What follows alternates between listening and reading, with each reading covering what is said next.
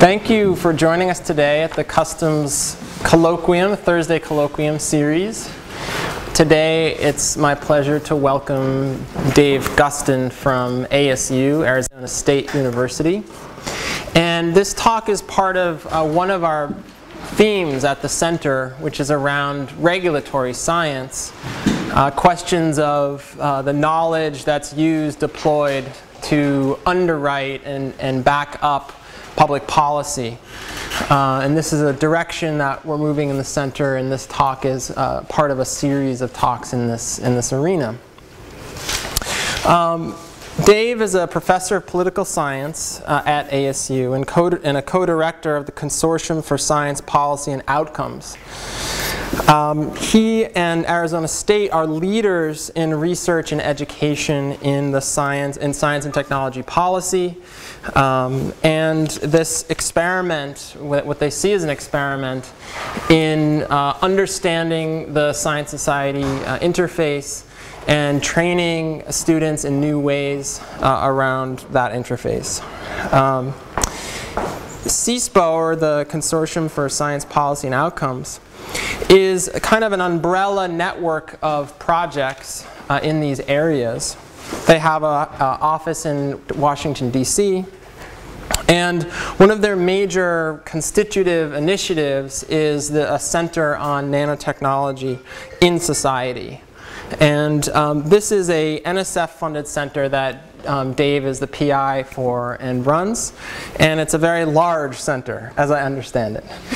Maybe the biggest center for the social aspects of nanotechnology in the world. So it's an important center that's exploring, as a theme again, can social scientists and the public be involved at an earlier stage in the development of a technology? So it's often a problem posed by STS that too often in the world we think about technology and then ethics and values sort of on the other side. STS folks, of course, point out that values and ethics shape technology through the whole process anyway, but it's not portrayed that way.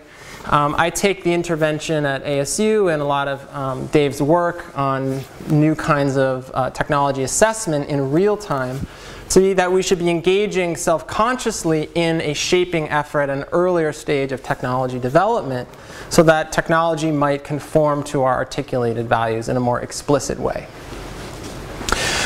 Dave's research, he's been prolific and written a book called Between Politics and Science, Assuring the Integrity and Productivity of Research, that was out of Cambridge University Press, and was awarded the Don K. Price Prize in the American Political Science Association for Best Book in Science and Technology Policy. That's a prestigious prize in the field.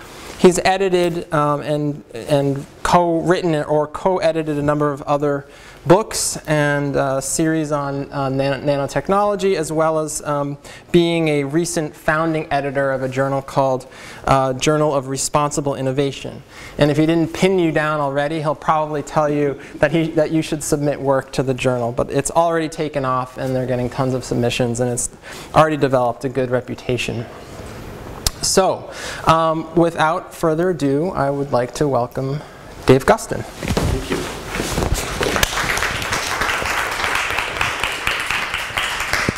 Okay. This is going to go there. This goes someplace else. Thank you very much, David. That was a generous introduction. And it's really a pleasure to be here. This is one of the times of the year when what goes on in Arizona climatologically corresponds roughly with what goes on here. So I haven't noticed too much of a transition, but I now know I heard the ringing from the tower just at 4 o'clock sharp, which is probably why you start the talks at 4:10. So nobody knows that you're actually late if you're going on at 4:10. So as David described in the introduction, I direct this thing called the Center for Nanotechnology and Society at ASU, and what I'd like to do in the time that I've got is describe to you its sort of central intellectual vision, which is this thing that we call anticipatory governance, and how it relates to a couple of other kinds of thoughts in the literature, some of the reception that it's got in the literature, and then more specifically some of the ways that we derive a research agenda coming out of this vision. There we go. Okay, so the center, as David described, is large. We get a little bit more than $1 million a year from the U.S. National Science Foundation. We were created in October of 2005. We had a 5-year run. We competed for renewal. We got a little bit more money for the second 5 years, and so now we're sort of very far on the downhill side of the slope. We will be finishing up our new money in August. We'll have a year of a no-cost extension, and then we may simply evaporate. We can talk about that a little bit at the end, but these are the people who, in addition to me, are responsible for a lot of the work that's going on. The PIs on top. Next to me there is Clark Miller, also at ASU, Dietram Scheufele at University of Wisconsin, Jan Udy at Georgia Tech, and we have large subcontracting relationships with research projects that are part of the center at Madison and Georgia Tech, and Elizabeth Corley at ASU. At ASU we have 3 associate directors, and I'll sort of describe their roles a little bit later via the kinds of work that anticipatory governance supports, but there are Jamie Wetmore, Cynthia Celine, and Eric Fisher, and Ira Bennett is our assistant director for education. The project or the center is divided up into a set of research projects that are designed to operate in sort of a matrix-like organization. And so the 4 that you see here, what we call our real-time technology assessment programs, are, if you will, more methodologically oriented. And their organization draws on a paper that my co-director of the Consortium for Science Policy and Outcomes, Dan Sarowitz, and I wrote about 12, 13 years ago, called Real-Time Technology Assessment. And what it did was it articulated a way of organizing mostly conventional methods in social sciences toward, as David said in the introduction, toward a more explicit way of expressing the values that we hold with respect to developing science and technology, and articulating that early on in the research process such that decisions that are made in laboratories might in fact reflect those values better and more explicitly. And so you can see, you've probably already read the titles of the 4 real-time technology assessment programs, and the folks who lead them, Jan Udy and Jose Lobo at ASU, Dietram Scheufele and Elizabeth Corley, Cynthia Celine and Kelly Rawlings, who used to be at ASU, is now at USC, Eric Fisher, and a repeat performance for Elizabeth Corley. And like I said, these are more sort of methodologically oriented activities, and they cross-cut with what we call our thematic research clusters, which are more substantively oriented activities around nano. So these are motivated by questions like, well, how is it that nano may contribute to goals, to social goals that we have in equity and equality? So early on in the visioning around nano, the UN mentioned the possibility of nanotechnology contributing to several of the Millennium Development Goals. And there's been a modest little research program that's been chugging along across the nano community, trying to figure out whether in fact that has been the case. If it has been the case, how did it happen? If it hasn't been the case, why didn't it happen? And the work that Susan Cousins and Jamie Wetmore here are doing in the center is meant to pursue that avenue of research. Then we have this thing that we call urban design materials in the built environment, otherwise known as Nano in the City, led by Arnhem Wieck and Sander Vanderloo. And a lot of the discussion about nano involves doing things that are lighter, smaller, cheaper. That that is one of the chief virtues of the kinds of materials that people might be able to design using nanotechnology. You've probably read in various places more recently about the ability now to make graphene, which is a single layer carbon molecule that can presumably go out forever, but it's actually really hard to make it at anything bigger than that. So a couple of guys got a Nobel Prize for their ability to make sheets of graphene.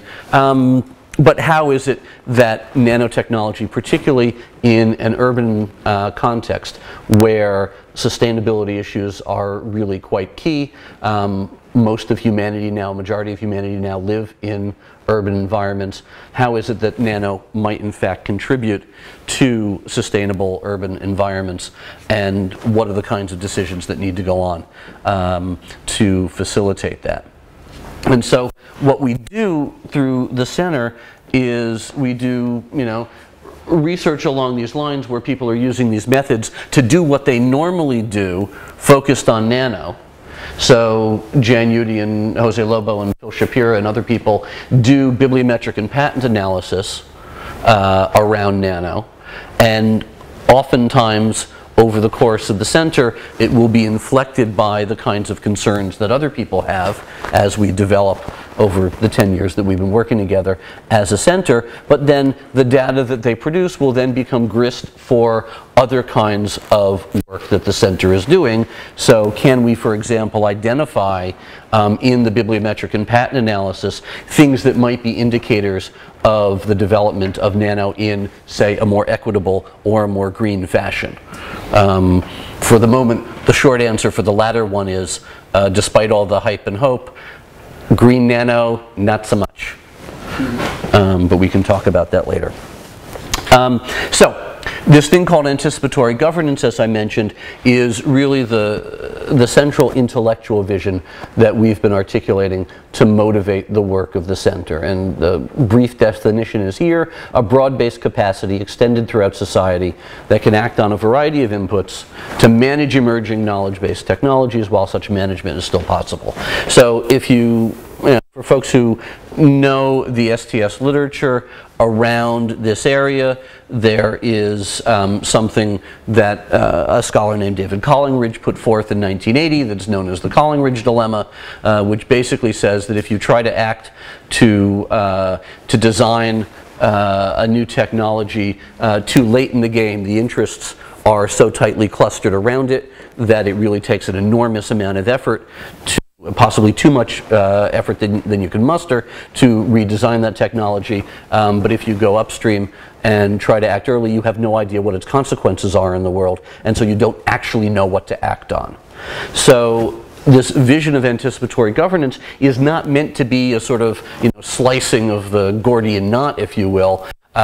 There's no, sort of techno-scientific solution to the Collingridge dilemma, but it's meant to provide ways of doing what we have to do anyway. That if we intend to do any kind of knowledge-based innovation, then there are things that should go along with it that will at least minimize the consequences of the Collingridge dilemma. What I want to point out here and spend a couple of slides dwelling on, as we go on in the next few, is this word anticipate or anticipation, and really give you a sense, try to convince you that what we're dealing with here is a different kind of thing than we normally talk about when we talk about foresight or the future or so forth. And just let me see, okay. So the word etymologically comes from this Latin prefix ante and this root capere, which literally means to take into possession beforehand. And it doesn't mean, it is not technically a synonym for all these other kinds of words that we have about foresight, about prediction, about prudence, and so forth. It has nothing to do, I want to convince you of this, if nothing else, that we need a word, and that word happens to be anticipation, for a disposition toward the future that has nothing to do with predicting the future as such, but has to do with the actions that we take now oriented toward a set of futures that may unfold. And that's what I want to argue anticipation is about. And how we sort of play that out in terms of a research agenda, I'll describe to you in a little bit. So, more concretely, what is this anticipatory governance about? Like I said, it's a strategic vision, and we've described it as a sort of composition of a set of capacities. And yes, I'm using this word foresight here, and I told you foresight wasn't the same, but foresight unfortunately happens to be the term of art for the set of future-oriented methodologies that we have. And so I didn't want to repeat the word anticipation. So foresight there. But the point is that all governance requires a disposition toward the future. Okay? There's nothing that you can do about making a governing decision now that is not about activities that happen after you make that decision. Everything you have is future. There's no governing the past, it's already done. There's no governing the present because that's where the decision lies in. So everything that is governance has some sort of disposition toward the future. And the trick is choosing the right disposition to apply to the things that you're talking about. So you could have a governing disposition with respect to the future, where the future is tomorrow and you're pretty sure the sun is going to rise, and a predictive mode is going to be okay when thinking about the sun rising tomorrow. What disposition should you use when you're talking about emerging technologies like nano, synthetic biology, geoengineering, maybe fracking? That's the question that we're trying to deal with. So all governance requires a disposition toward the future. That disposition that I want to get you to believe in is what we call anticipation. Second, processes of public engagement that are crucial normatively, strategically, and pragmatically. So what this means is, sort of from a normative perspective, I utterly buy into Langdon Winner's identification of technology with legislation. Both technology and legislation are forms of things through which ordinary people get to pursue the things that they find good in the world, that they want to do. And if you believe the argument that therefore people should have a say in the legislation that they live under, with, and through, then you should probably believe that people should have a say in the technologies that they live under, with, and through. So that's the normative point about public engagement. The strategic and pragmatic points are, of course, that if you are, say, a promoter of nanotechnology circa 2000, 2001, and you truly believe that nanotechnology is going to lead to the next industrial revolution and a major increase in human well-being across the planet, then you're not going to want it to suffer the fate that GM food at that time seemed to have suffered, and so you're going to want to engage the public beforehand rather than after the fact. Pragmatically, because we have learned that, users have things to say to producers in the development of new technologies. There is expertise out there that can actually make stuff better, both in terms of adding knowledge and adding experience and expertise. Third, again, a sort of very simple observation, scientists know things that the rest of us don't, and vice versa. So we have a knowledge integration problem where we want to be able to put social scientific knowledge, humanistic knowledge next to and interact it with scientific and engineering knowledge. This is, the perspective is not quite that the challenge is or the problem is as stark as, say, C.P. Snow's Two Cultures, but that it is very difficult to put these kinds of knowledges in the same room, on the same table, at the same object at the same time. And then fourth, this horrible neologism that we've got that my NSF program officer doesn't want me to use in public, but you guys, you're here at Berkeley, this is not public. Ensembleization, which means that this stuff works a lot better together.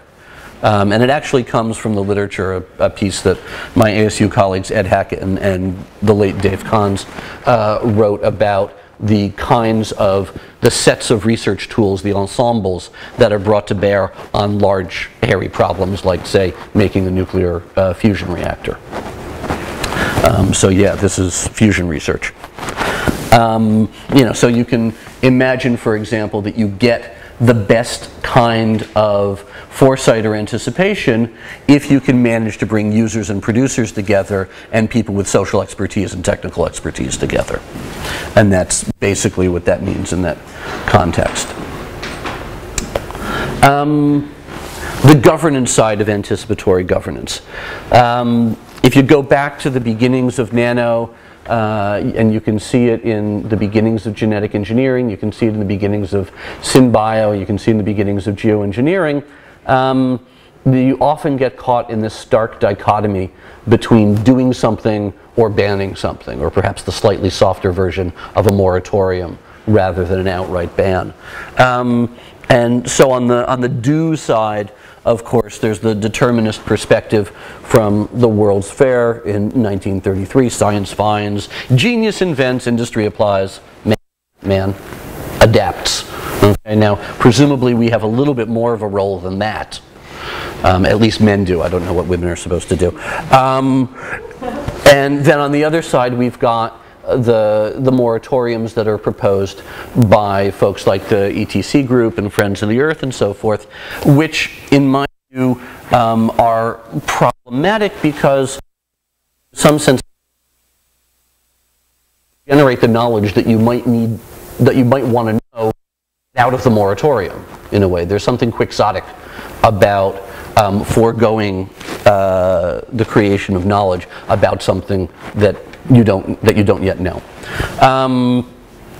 And so when these topics emerge on the public stage, we often get caught between these two visions of governance. One is stop it, the other is it's inevitable.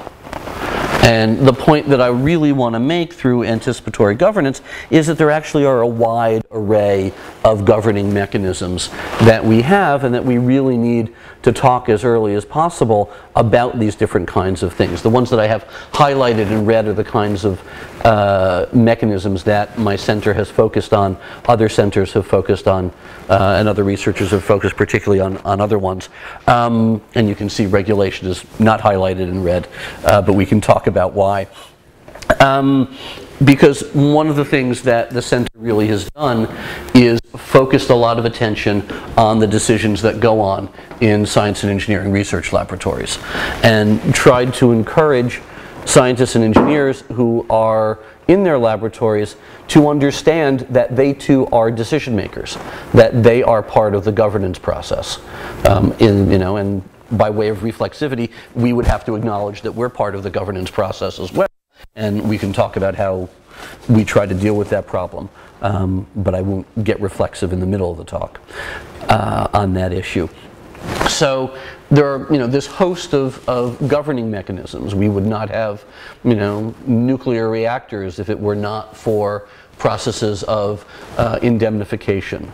We, the story that, the retort that people often make who are not as familiar or accepting of this kind of work sometimes say, well, what would, would you have stopped the creation of the automobile?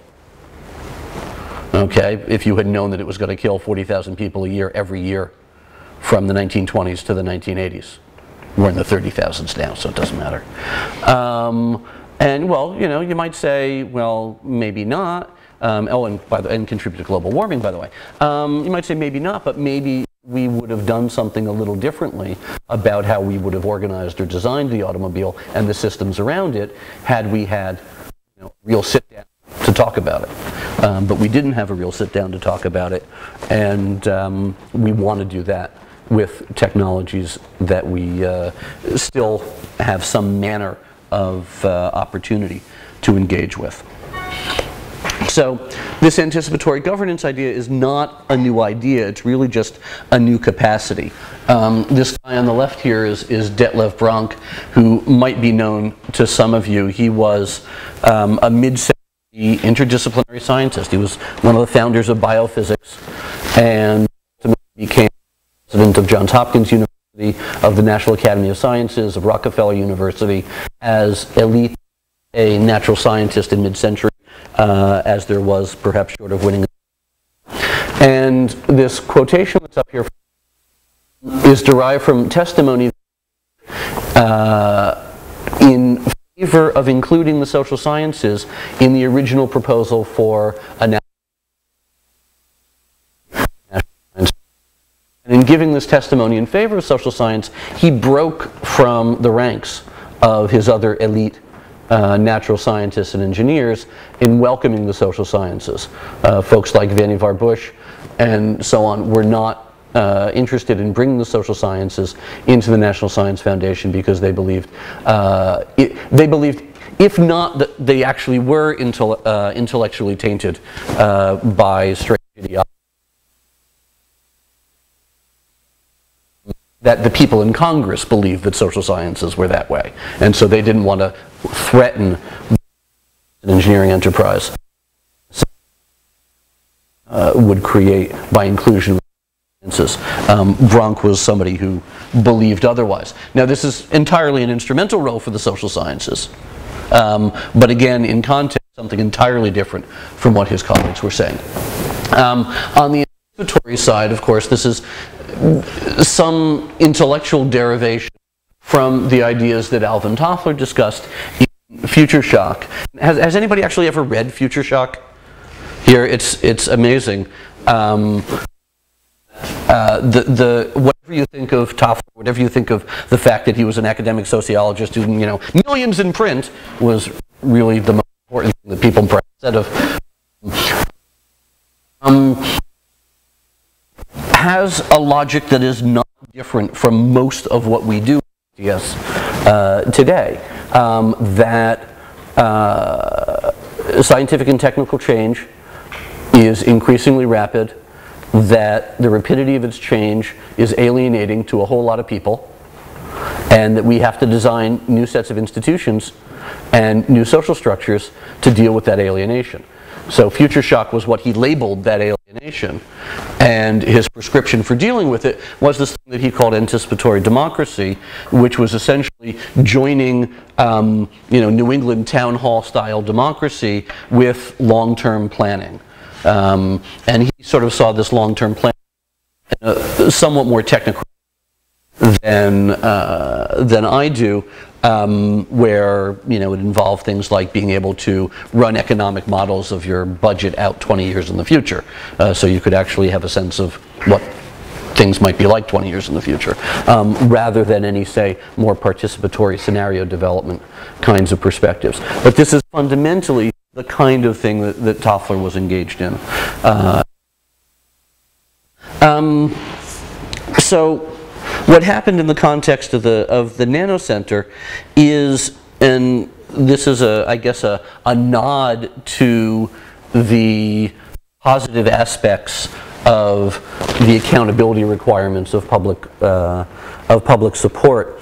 The Center for Nano and Society is part of NSF's portfolio in a nationwide nanotechnology initiative, the National Nanotechnology Initiative, which is sort of in sequence after the Human Genome Initiative, after the Climate Initiative, and perhaps there was something before that, which are high-level initiatives articulated by the President and the Office of Science and Technology Policy, adding not necessarily any new money to the R&D system, but providing substantial rewards for agencies to focus their work on these particular areas.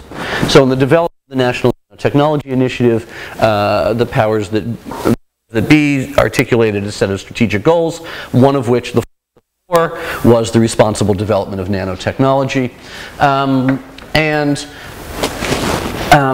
Basically, what fell under the NSF and the NNI's vision of responsible development was, being able to do things in an environmentally safe way, developing products that were explicitly environmentally benign or that might help with environmental remediation. Oh, and by the way, maybe some of these ethical, legal, and social things had a heavy inflection on the environment. But we were called on as being part of this initiative, and in the RFP that we responded to basically help this responsible development And so what we're doing in this vision of anticipatory governance is in some sense trying to reconfigure this idea of responsible development to make it doable through an NSF Research Center.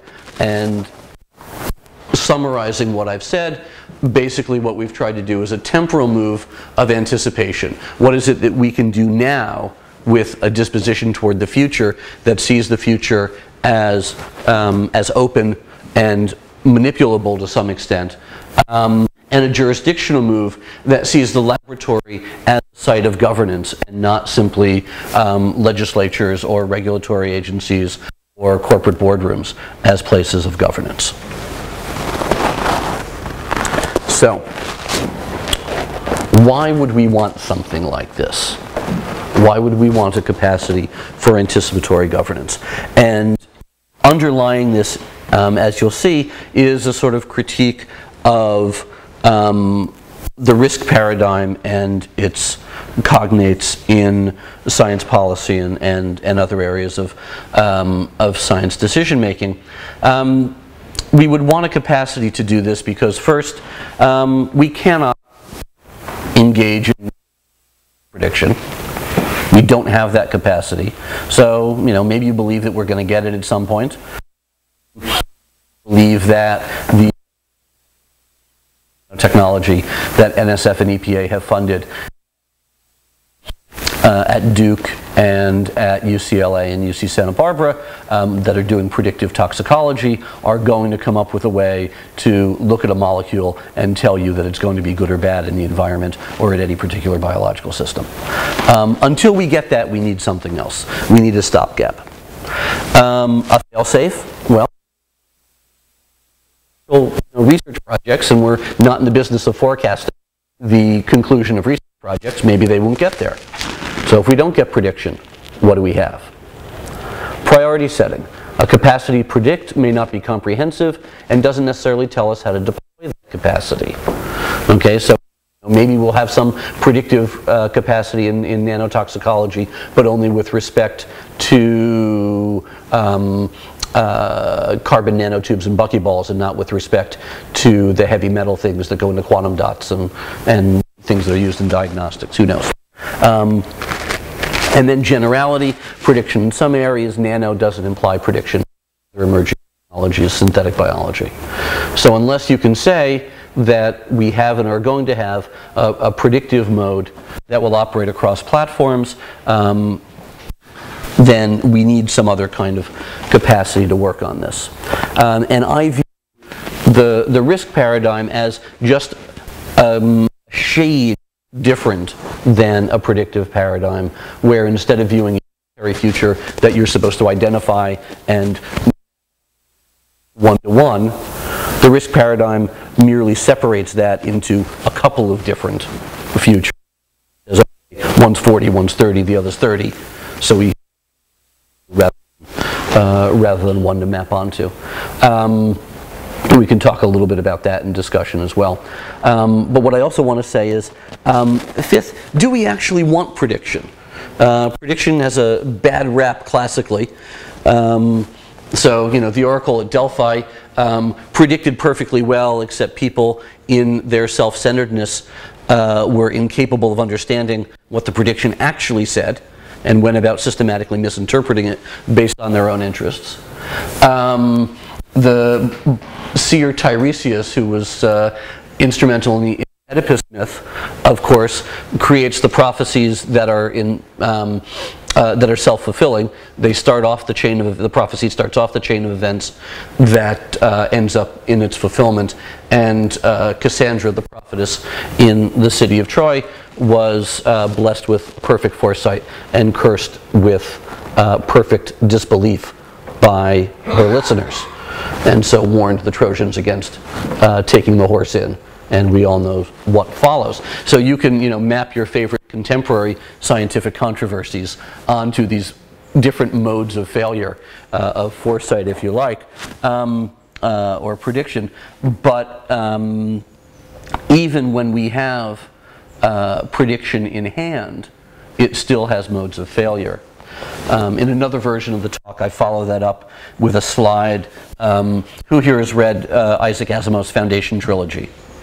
Okay, so there's a foresight technology it's a social technology in the Foundation trilogy called psychohistory, where in the setting of the series of novels, humanity has grown to such numbers, the trillions upon trillions across the galaxy, that one could devise a true statistical predictive social science of human behavior and social outcomes. And it quite seems to me that a lot of the stuff around crowdsourcing and futures markets and so forth deserves this kind of Asimovian analysis about what is it actually trying to do and whether it's a predictive mode that we in fact want to rely on. So it's a sort of discussion of this set of warrants